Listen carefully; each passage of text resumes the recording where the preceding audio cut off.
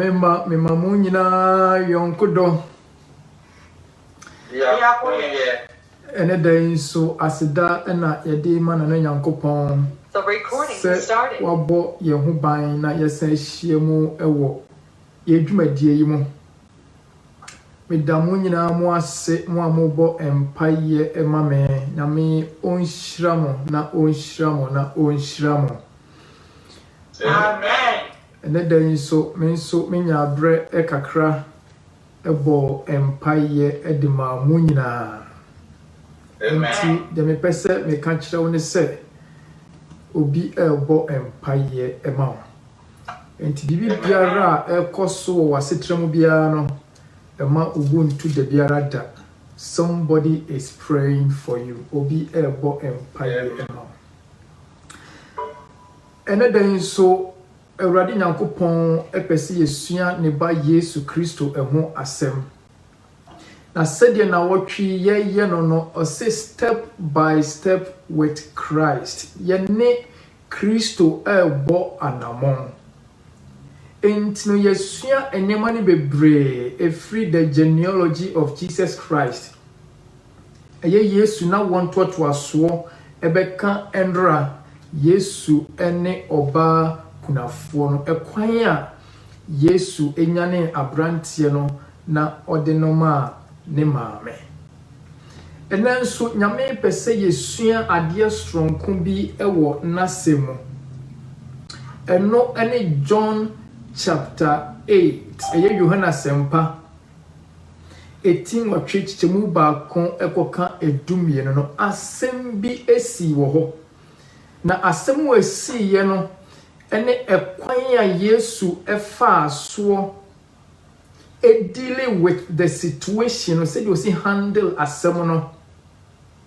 Echireye ma yehunu nipa senya yemfum so sitie ene senya Awurade Yesu ne tenene esitie. Enti ene enwumre no mepese wofa o Bible no eto wanim na ubie wadwene mu na ubompa ye ebra adisuan yi ekoso no se onyame be mayen entiase a emu edo Yesu ne mpaye a obefra sasi so oboma na chidifo nyina no wase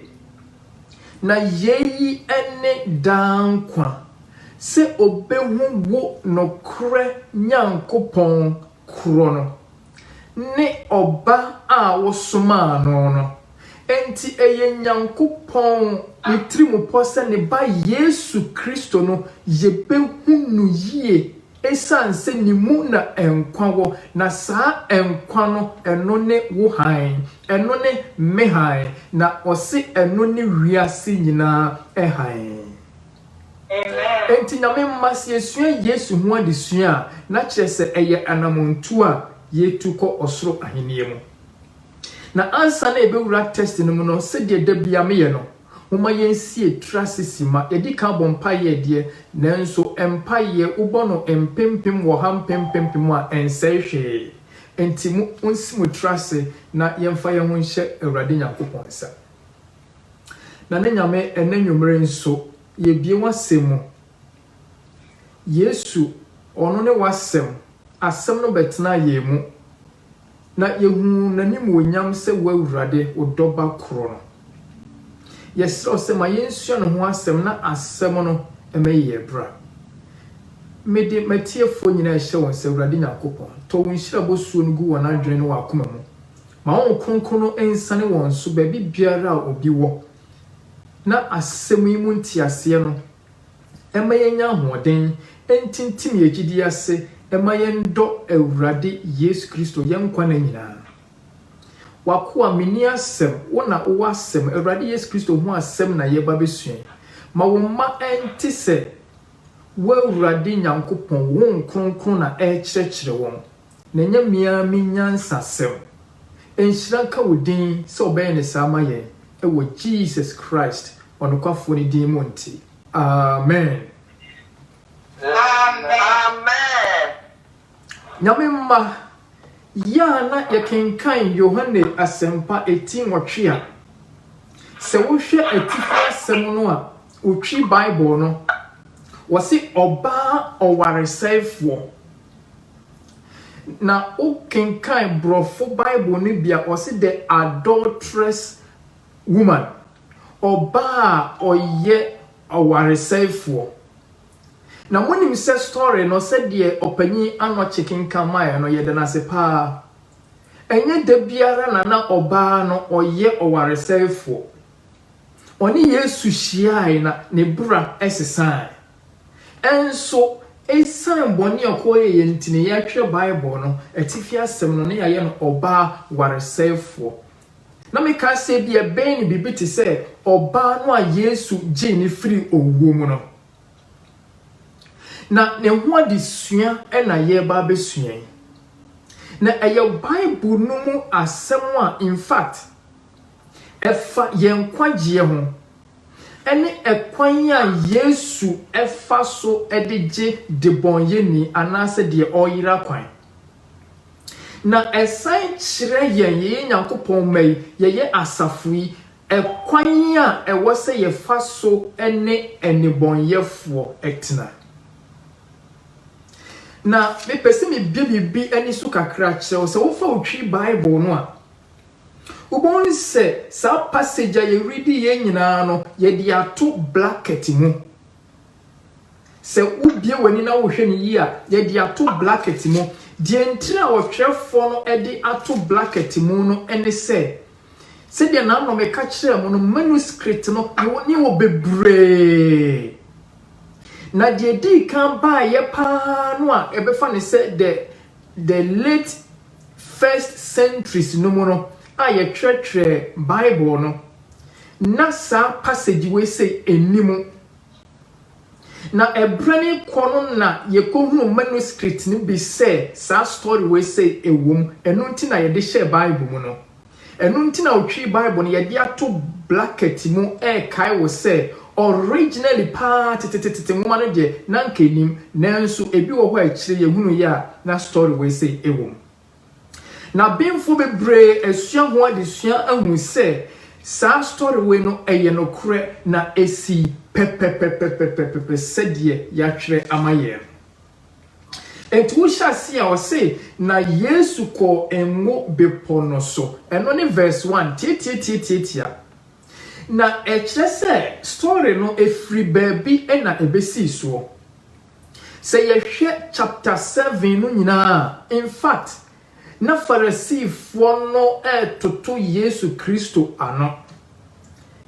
ehyasie ewo Yesu woni ne nuanom ntem afa nyema omo ye kura no ne nuanom mu nhunu so omse baafo se wo ye nyema kasie se de ne kokromu na nipa nhu na okantoa so a afa hyedru ye Yesu omo ba Jerusalem Bible say na Jewfo no ene asofo mpanimfo ni atwerefo no na omo hwehwe Yesu akuno. Can you imagine that? Udi fanesenke wa sori mu no nanka Pastor Clifford one asori mpanimfo na ye pasafo bebi atisi ye kuno enye si etu na se anase ye panu akuno na sankrofo wensu na Nyankopɔn ede ne man ni nwanku ahye wonsa Enutina Bible ekire yen se Nyankopɔn no aka se miankasa mema shepherds nwanhwefo bi so ama meman ni mu ena yehu ye se Yesu Kristo ena betimi akyekire wo mo akokwan pa eno ho enti ebra story no eye chapter 7 no omni Yesu ya kasakasa eni enchinyiwa bebre ebi kura se na prophet kura no ebi mpie wo Galilea pen enti we se wo frihefa ebi kura se Messiah no eba yenim ne na yenim naja but we die yenim ne na yenim naja enti wo frihefa ati se entawante wadie nkuanti wo kan chapter 7 no last verse 53 no wose na wonyina kokọ won afie mu maako omuwie no pia ko ni fie maako na woba chapter 8 no verse 1 no a kire yen say Yesu de no woni fie bi obekomunti no say na Yesu ko engo bepo no so na osi ahimada chi no ache say ade chi ye no oba asori fie ho biem na omamu no nyina ba ne nchen na otena ase kire won na kire say ade achi Yesu Kristo ofringu beposo. In fact, engu beposo no ujina kwa uhu Jerusalem kronum. In fact, so ko Jerusalem na ope baby pa obetwa photo abeka se ubehunu Jerusalem kronu nyina ko gina engu bepone so. Utwa obehu kronu se gugo kakraka. Enti efri Jerusalem ho ko engu bepone so no ekwan wakra. Eti Yesu sane na osan ebao ade ache wo ko nyuma so se de kane ye maamenum sori e omoko mu mfu mu nyuma so no Yesu de oye na djuma o kire na Bible se edom ni nyina ye den ebetwa ne ho ehia a kire se omo ahyase enya gidie ewo Yesu ne nkire mu na no ma ye krado se omo betie na se eyem mpaibo pa senke bre wiase ko na wieye anka nyame ma ye kra kono ebedo se ye betie onyankopon asem anka ye kra kon bedo pa se de biara dananka obi kire nyankopon asem nanso awrako sem ne se enne wotu nsafre kra obi se o me kire na obi afi nani mo de mo ya de pa afisi e sha ase mo nomba no mo maintain pa mo nka amen ma mo ho Amen. Shiramo. Na o kind to aswa verse 3 echo 5 no say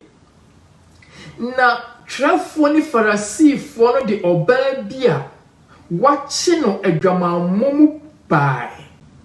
na wode ne begina mfimfi no waka kire no say kirefo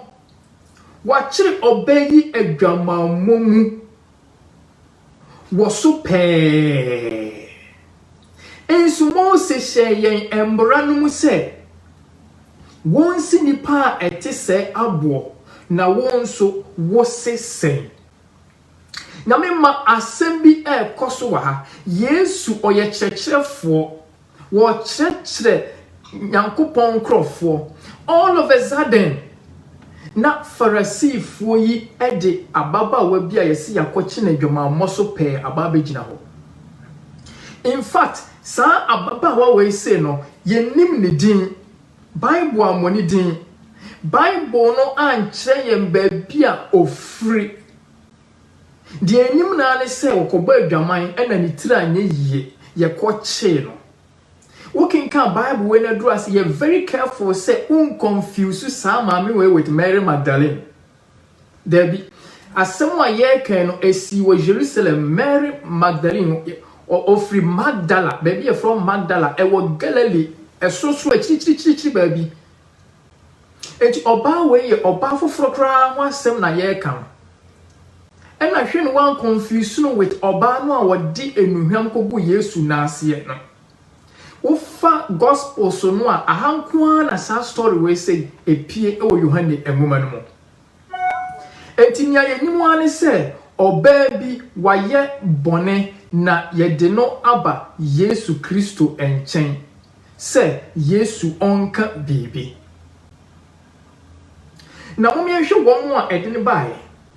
wose atwerefo ne Pharisee monim se sankrofo mienu we say atwerefo no yebeka se omo ye copies omo na etwetwe Bible no ye no copy bebre mamanfo womo aso na ya na sai kyerɛkyerɛ emra no mu ekyerɛ oman no ankende ye kasa mu anke be kasa church secretaries ena Pharisee no nso eye Jewfo no kuo mu baabia womo so eye akanifo akyerɛkyerɛfo yɛfa sɛ ka asɔre mpanimfo eti nkrofo mienu we a wɔn di oba na ba no ɛyɛ nkrofo a wɔn di bre no ɛwɔ animu ɛwɔ Jewfo ɛsom to the funny say Pastor Clifford and then the church secretary Mr. Frank and they do oba no aba abegina ho na ni nyina le tietie mu ane se omo pese Yesu Kristo mom enna ebua se oba we se yenye no den. In fact, edi kan rankasa no omo ye mistake because enya ho na ye chi obi adwamamo so a ye de ne ba ye de ne ko empanimfo anim ne yakodi nasem meba so but me yimo asutire mo ahunu ba bia adesua no ekro enti omo haw nyina ne sen omo haw nyina ne se o se Moses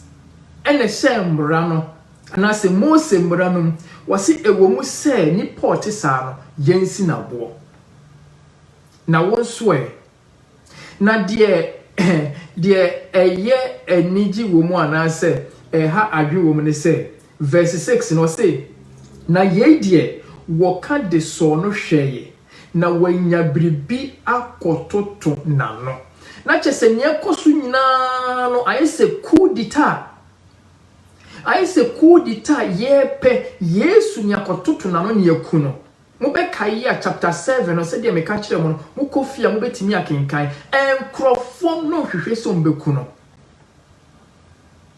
asafu mu akandifo epese diewu ekuno obi a wo kirekire Nyankopon asem enuanom Yesu breyo ye de ya fanefo papa bi wo me krom ya no o ka asem wo se Yesu ya bona se na osofo de mo so no fo ntine frɛ mo asofo tse mo so no fo Yesu bre yo nyame ma Yesu bre pa na onim se ye penekuno but still na o church na omo ntimi afo mo sanka na sense o kan Bible wose na ne bre enya nso nyame bre wo ma no enso ya bibiara ntimi nyo de biara daka amen wa ase Amen. Enti sankrofo we se coup d'etat bi na chese yeye ni ape Yesu Kristo asonu se katwon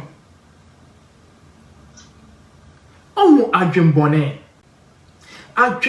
enu ntine nyamemma Yesu Kristo ni mpaye no mo ka se emfaye nkonsohwe mu nyamemma da biara da ye bom mpaye a mo maye nsiri Nyankopon se onfaye nkonsohwe mu esanse atamfo a etwa ye ho ahia no wo mo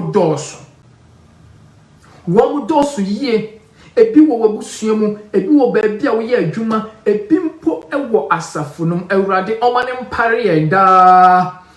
Amen. Yamemma dane da yemompaye se emfaye nkonsohwe mu weye ensohwe kese ade a Mose akato ho a akese Mose wakoye liberator onne fa Israel fonu frinku asumu na nyame fa ne nsaso de embransem ne mra hodo nyina emma Jewfo no enti wo yo bia ne dibre no yemfa no compare obi na hase no person di Moses compare Yesu nti won say na won so wo sesen kese ye peno atoto na no nyame ma Yesu edien ena se woka se se Mose na ka de ne eyemu nkoku no die na nkebesie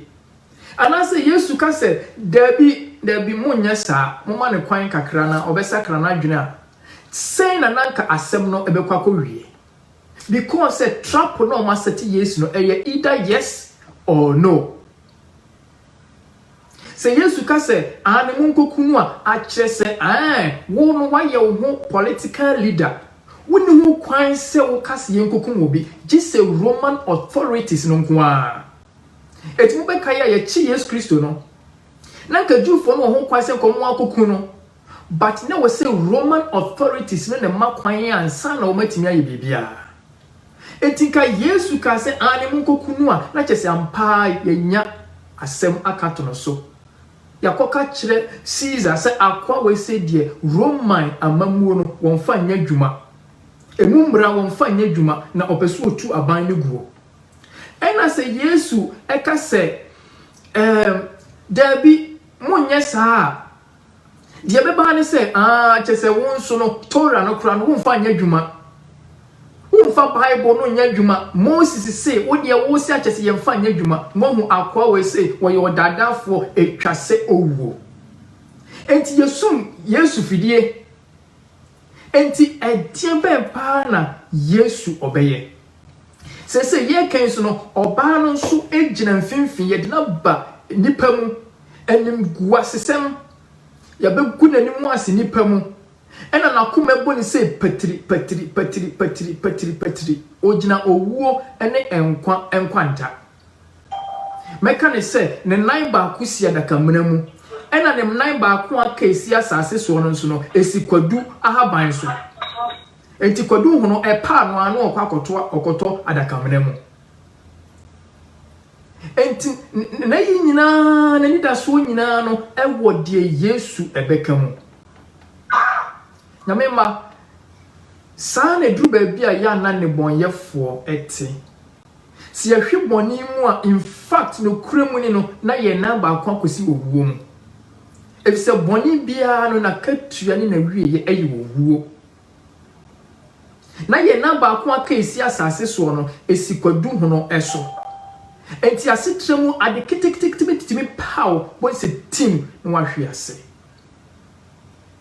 obayi age na ho ne ho popo atese woni de ye koche ne so pe enye se obi na eka na die na Yesu ebeye se wo kinkan chichemu ensia na mdi ka kinkan friend di kan na de tosumi no se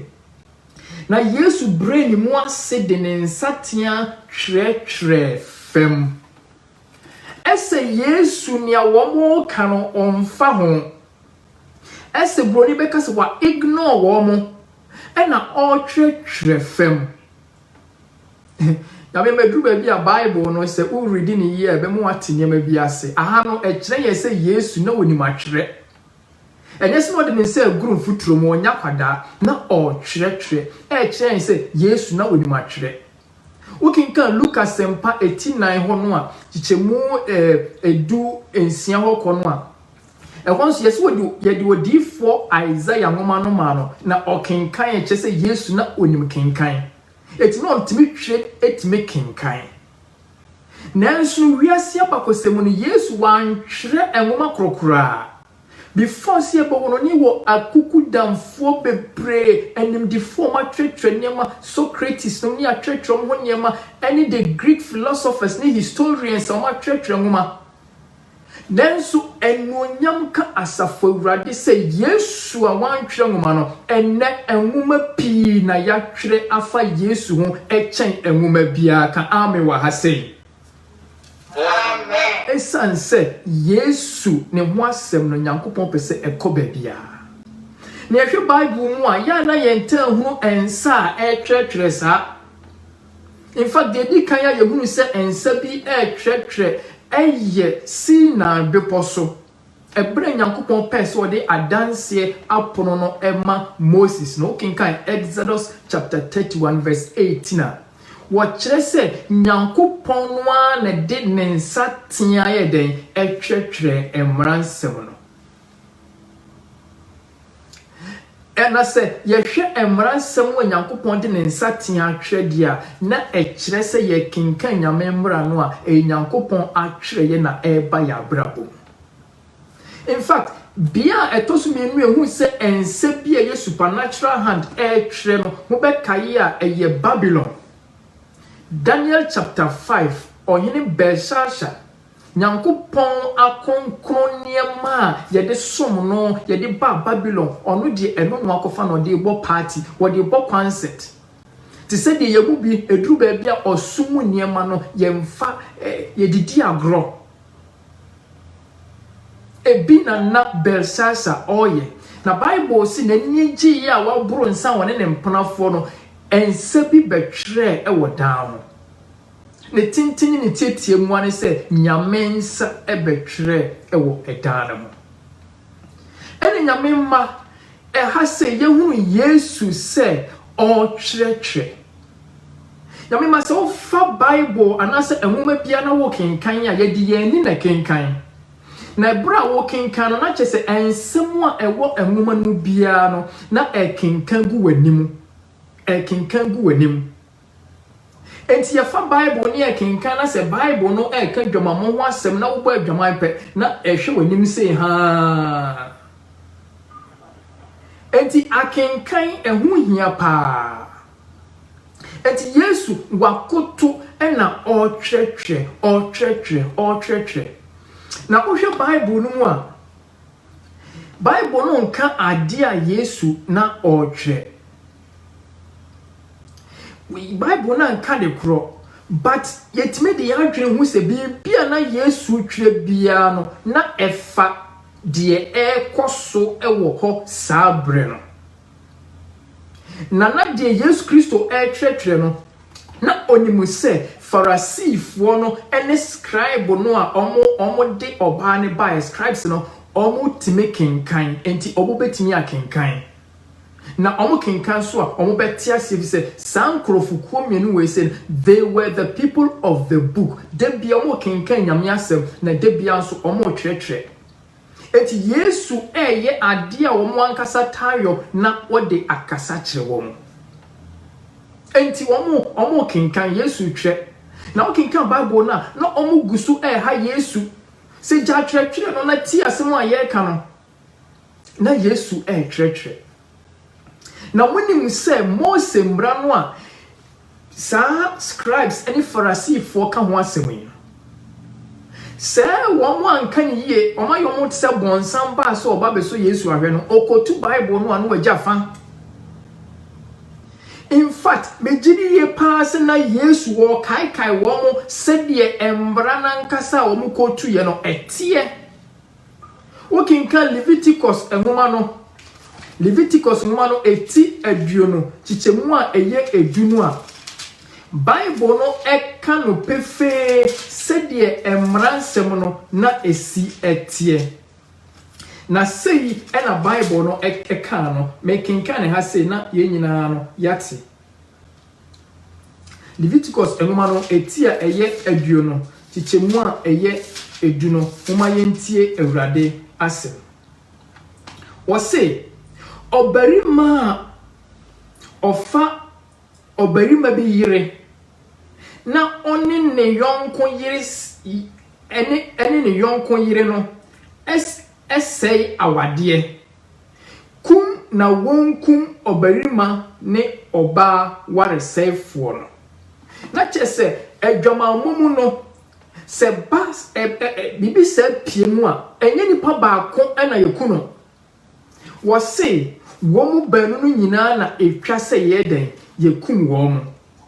In fact sa asem kro we ya no Bible no esan etimu ewo Deuteronomy eti aduonu mieno chichemu aye aduonu mieno Deuteronomy eti aduonu mieno chichemu aduonu mieno Bible no ese se wuhunu obarima bi se one oba oye obi yire da enie won banu no enwu obarima one oba no da ye no ni oba no na yi bone no free Israel emu na kyerese Nyankopon enhyehyeye mu no adwamamosi a enya baakope na yekuno. Okinka verse 23 no a Bible no san ka se wode abofra oye obabunu ma obarima bi aware na obarima bi hu no kromu na one no da chichemu aduonu na no wase enie mumfa won baanu no infri edi inkokro no aboboa mienum na monsi won abo ima won wuwu ababa no se owo kromu na wantiam ni obarima no se wabre ne yonko yire asienti na yibone no free gumu na chese adwamammo no egu ahodo a enye nipa baako ene wo se yeden yekuno eye omu mienu nyina but aha say no omu de nipa baako pe na aba na chese enfomso ewo ho na chese womu no womu eba bebu obi aten no chese womu krade chese womu bone no enso chen oba ne de esan se omu adane Nyankopon asem ani omu mfa nye adwuma na wase Yesu eye yesa no ogusu a wo kasa no ano na omo church no na omo ha no na chichemu a eyenso no na woda so a ebisa no omani muso si won se momu die bone inni ne ho no manento ne bo no kame na memma Yesu won twetwe ni ade nyina na onkasai omo kasa ni nyina no na otwetwe no wakoto fam but no mo ha no na ye busu asem nti wontie nya ye ka no ja twetwe no asema ye busa na yi ano no se na Yesu emani muso. In fact, se uni obi kasa na se nipa no soli gina ho na se ordinary hwe nimu a kire se the person is ready for you. Yesu okoto oba osori gina eni wo motenten ye pe ena okasi won animu se mumunia onye boneda oni kan entune bo no. Ati se Yesu nani abre nyame ma edru baby na se ye ka bone asem ana se bone ba na se ya momma yen sori enyina ye na so na yen kasa nche nipa no ewo nanim etina ye kasa mu no ye kase ye twi nipa animu ache se wani hwe nanim na wa kasa akire se nipa no ya momma yen suase ye die nan besi fam edru baby a ya kwan ya na ntene asem aba instead say ye bebie yenum ni aka no kure na kire nipa no na se ye defe no ese ye ni se unhunu asem ni ti ene ne hone na me ma Yesu sori gina emfa woni se no mo pena aku no ka kire wo mo se mo nhwa kire na gu fam no nia wo se onye bone da oni count no ball. In fact se wo hwe Greek kasa no mu a die na Yesu opese okanyina no ene se opese o kire se mumu die ontimi enye bone da onto ebo mo oba na je se wi asesu nyankopon kwa so na enye bone nyame nkwa na bone ni ne ho omom chinjira ho nyina no timi ye bone no mo hwe se die antwe ye gu fam se ye kura nyamna de na ye ne ya nwene hu yie ye plan no ye kudita no se na ye to atete Yesu ka se mwakoma enye sa ebrenwa Yesu Kristo won hwe won awudie ene won akwan a achiachia won nya atwomoye to kasi wanim se mumu die onim se ontimi nya bone da no oni kan ento ne bo no na mejiri ye se tamo ka asa nyem oba na se buai mawu esa se sankrofo we di obi anim se omotene mo be kan ya matu asempa eti aduonu miensa Yesu Kristo kan wo ho asem se oba ni se ye okrofo wo ka tro mo se omonya bone do mo ntu bo no mom ya omo bekume se debia no me nipa omo hwehwe se nipa be hu omo se omo ya tenenefo ya memba radi omo ya moboda Amen. Pharisee for nya twetwefo no omo tene ni nyina ne se omo di Mose mra ne so but ye hwe dwuma nkofo edi ne ha eni Mose mra no ebabura eni nyame asem kokrokrokrokro se ukototo nipa no na wanya asem bi aka ato ne so eni nyame asem babura na nyame masane tie se boni fra yeni a ne de asori akata yenimu ne de asori akata yenimu ti se de yi wonya kramoni so no ahye batakali ene eche nyame onhu ye mobo oban fi se ye se senate de ne nkrofo bekume nanso Bible say bibi esi bibi si muma yentoa so nyenhwe nia esiye chichemu a eye enkono no o kan to aso se na one day wɔteyɛ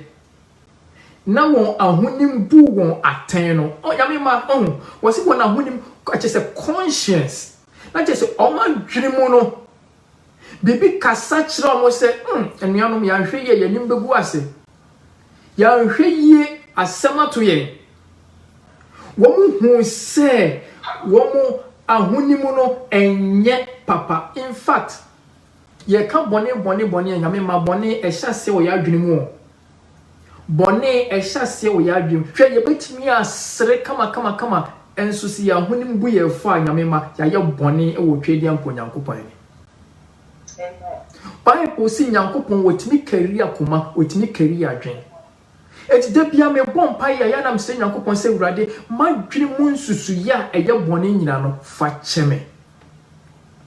eduru ba bi kura wotu fie wonkɔ ba bia nso na wo dwene obi ho adwen bɔne na wo ka ensɛm bi a ɛnyɛ o wadwene mu ɛfa obi ho mesi otwedi ampo nyankopɔn sɛ ɔmmo yɛ na yɛnya ahonimu pa na yɛtumi de asom otwedi ampo nyankopɔn amen Bible say na wɔn ahonim bu wɔn atɛn no wɔfiri adi maako firi mpanimfoɔ so besi wɔn a wɔdi akyire so na ka Yesu nko ne ɔbaa a ogyina mfimfini no afede wɔ ya na wɔse maako nye so wɔn nyina na bɔ mu kɔɔ yɛ o de odi wɔn anim ɔyɛ wɔn kasamafoɔ de wɔn baa te sɛ nka church pastor Clifford no ɔhwɛ bankum nifa tipa no ɔkɔ na de otoso hwehwe tipa no ɔkɔ because omo nyina hu sɛ sɛnea wɔn yɛ no ɛmfa nyankopɔn asɛm so enti wɔn mo no mfi sɛ ɔmo tene ɔmo ba beku obi yɛbu na tense wɔn wuo no afi wɔn na de adwene mu ayi wɔn na yɛ guilty menka ne sa sɛ wɔn na di focus we da nani no ɔkɔ we da nani no ɔkɔ we da nani no ɔkɔ ka ame wa ha sei amen e wana Yesu Kristo esu eye bibi tichemu edu no wasina Yesu ma ne muso jese wasama ne muso na wanhu obia se oba no nko na ose no se oba ehina wa toatoafoɔ no ɛwɔ ɔmom tutu wano no ɔwɔ he obi amu fa na ɛna me kai mo ase nane na sɛ Yesu na ɔpɛ questions bisa was wɔn wɔ he obi amu fa na verse 11 no na wɔse obi amu me fo owura na Yesu se no sɛ menso me move for ko na enkoye boni bioka amen wa say amen Yesu agi oba no enkwaji abafie nyankopon ba adwen boni ne adwen chiaye ene adwenfi ene awudisem adwene Yesu adisum kunim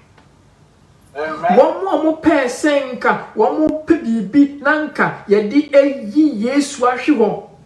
na ne ho akɔka dwam ne aku no wɔn nyinaa sɛ wɔn kora ne sɛ owuo afei enkwagye aba ama ɔbaa no Yesu sɛ menso memmu fɔ in fact ya na yɛtwi no kenkan a ɛsɛ wɔn nti aseɛ yie papa ɔbaa no deɛ nanka odi fo ankasa because wakɔba dwaman yɛakye ne so pɛɛ but okay kind profuna Yesu say neither do I condemn you at say men kase yenko sewo na mum no say de na no Yesu aye no ko na men ko ye boni bie yamema Yesu agi de bonye ni no na Yesu ne nkwagye a wode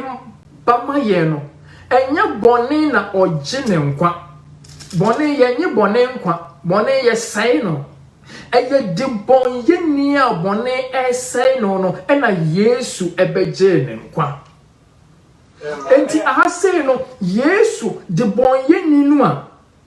anka bone eba be sai no na Yesu agi no afri bone tumi ase Enti waka ne say ko bone no da so ho but hwe na wankoye bio. In fact say wo fa Greek kasa no na wo chiam ye instruction Yesu di man no Yesu pese o kire say henceforth no longer go on sinning. Yesu pese o kire say every samre yi koye hwe na wankotoa so anya bone. Na mema adom eje yen free bone to memo. Na adom no ema yen akwankyere ema ye jai bone ye ka ame wa hase. Amen. Obi a wase medium wadom ase na woda so bo adwaman, woda so bo kro no, woda so jeje bribe, woda so eye kuntuna se echese uni adomo. Echese uni namukwa. Nyame mma adom ma ye sitie ma otwedi ambo Nyankopon. Amen. Na sa story we say no echire ma ye hu se Yesu Kristo emfa woni sene bone no tie bia no owo kwan ya obetimi afaso ede agye nkwa. Na me de hye wo bone ene sen wo how ene sen ebia wo tie ye wo ba bia wo bia no Yesu pese osesan obura na umpe we na wo pede he. Na me madru ba bia bone ni bi wo ho adokuru yesa ama ye busua kura sei wo yire wo ma enso na bone ni adwamamonti esei wo busua esei wo ma bra bo me nua Yesu si twaso na bone ni be sei wo edru ba bia ene yahudu bia yi na die yesi ye Kristofo ye policefo enso ye ne age bribe na manfo ka ena Ghana Kristofo na do so bone ekoso kire se yen sakra nwieye wo se Yesu adom no eboa ye ma ye jai bone eje. Eno ni dwumadi a Yesu Kristo ebeye. Mama White eka sembi. Mama White ka sembi me ka no me chirema firi brofo abatwi wo se Yesu Kristo fafiri a wode ma maame no anase oba no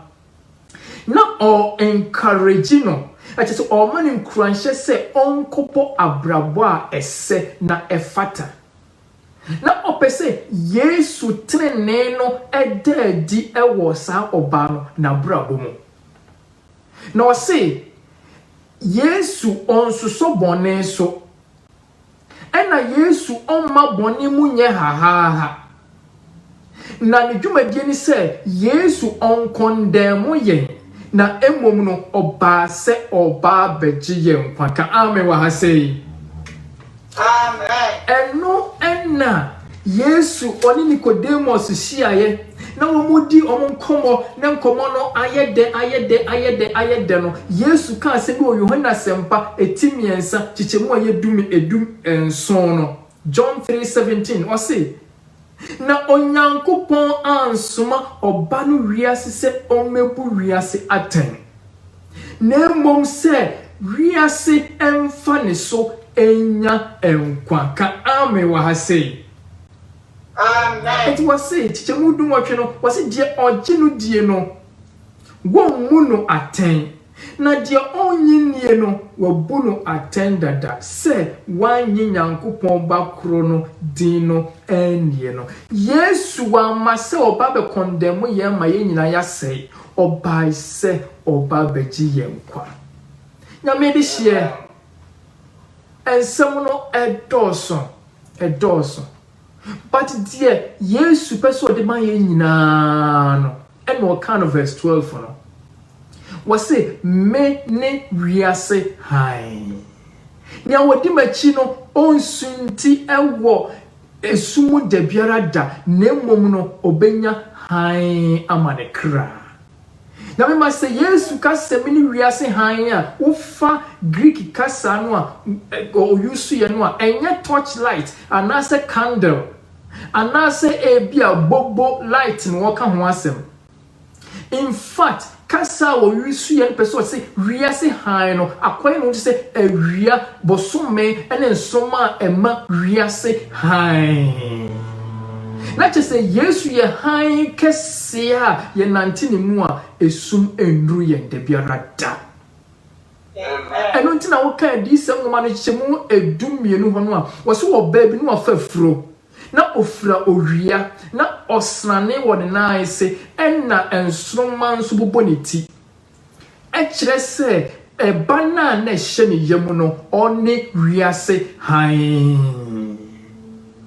enti nyame ma se ye fa Yesu ne nante na semu a wase na sem no ehyiren ewo ye kwan so enyema enai na pese ene ye de ekọ edi kan no Yesu ye kenka story no wa kire ya me se oye o kire ni no kwafo na oni de bonye ni agye nkwanka amen wa hase amen boni bie ni ho a Yesu Kristo ontimi enye nkwa de bonye ni bie ni ho a Yesu Kristo ontimi nsesa no se de bonye ni man ho kwan a Yesu ebesesa no de tosumienu wa kire ya me se boni fefri Yesu nkuto na de boni eche Yesu ene de oba ne boni eche no na mpo Farisifo nya atwerefo no mo ba yo mbebu no oba na tan kura no Yesu de won boni eche won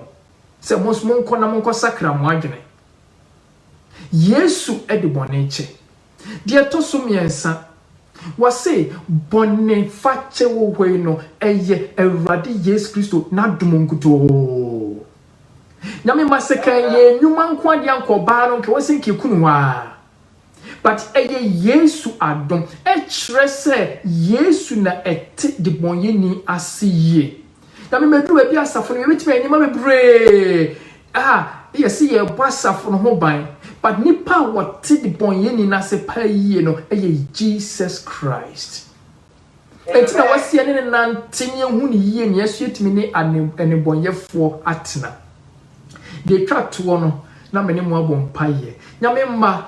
se bas obi ye de bonye ni se nipa ne benya nkwagye se nipa ne nya nkwagye wase the verdict no ewo Yesu nkuto ensem